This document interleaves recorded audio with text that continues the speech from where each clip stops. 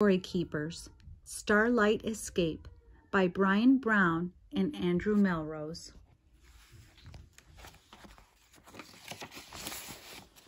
Chapter 1, A Star-Spangled Sky. "Oh, Ben," whispered Helena, "look at the moon. It is such a beautiful night, so peaceful. For once, no danger." Ben smiled at Helena and squeezed her hand as they bumped along in the wagon. They were a short distance outside of Rome, on the road leading toward Ostia, a city near the sea, near the mouth of the Tiber River. For a change, Ben was not driving. He had left his bakery wagon at home. The clip-clop of the horses' hooves on the paved road was a comforting sound. The hard wagon bottom was not. Helena, adjusting her position a little to find a more comfortable spot, said, "I wish sometimes we could travel in a little more style. This wagon is so uncomfortable." "I know what you mean," chuckled Ben. "You need more padding like me. Here, just lean against me." They rode on in silence, enjoying the slow ride. They had plenty of time.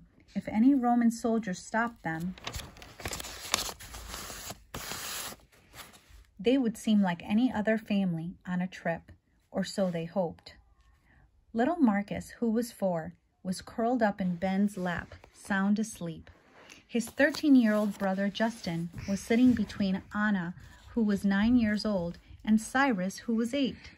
Before he came to live with Ben and Helena, Cyrus had been a circus performer and juggler. Zakai, Ben's 16-year-old apprentice, was riding on the wagon seat with old Milo, the driver, keeping an eye out for trouble. Zach heard them first. Then he saw them, 4 Roman soldiers on horseback on the road ahead, galloping toward them. "Oh, Ben," said Helena, who also had heard the approaching horses. She peered out of the front of the wagon, straining to see in the darkness. "Just sit still. Don't look frightened," Ben said. The soldiers stopped in a line across the road, blocking their way. "Halt!" one shouted. "Whoa!" Milo said softly as he pulled gently on the reins. The horse stopped, head down, and then looked back at Milo, as if expecting some secret signal. "Where are you going?" the soldier asked. "To Ostia," Milo said. In the wagon, Ben, Helena, and the children almost didn't dare breathe. The Emperor Nero had ordered Roman soldiers to search for Christians and arrest them. Many had already been captured. Thousands had been sold into slavery or thrown to the lions. "What is your business?" the soldier asked gruffly. "We are going to see my brother who is ill," said Milo. "We are both very old. He does not have much time."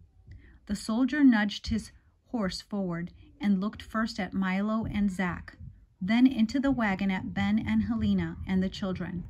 He rode all the way around the covered wagon while the other soldiers sat very straight, looking ahead, not moving a step. Finally, the soldier joined the others. He studied Milo carefully, then said, "Be on your way." "Thank you, sir. Thank you," said Milo, and with a flick of the reins, urged Regis to resume his slow, plodding gait. No one said a word until the soldiers had ridden out of sight. Zach left his perch and moved back into the wagon, crouching next to Ben and Helena. "Ben, this road is too open. We're sitting ducks," he said, his voice rising. "There's no place to hide. The moon is too bright. We were lucky that time, but they might come back. Nero's soldiers can spot us a mile away. We should have never taken this road." "Well, we fooled those soldiers," Ben said. "We might not be so lucky the next time," Zach said in a disgusted voice. "And as for Milo, he must be 80 if he's a day. Where did you find him?" "Don't be ungrateful, Zach," said Ben softly. "It was kind of Milo to give us a lift in his wagon." "But he's strange, Ben," Zach insisted, darting a glance at the old driver. He said in his voice low, "And I'm not sure I trust him."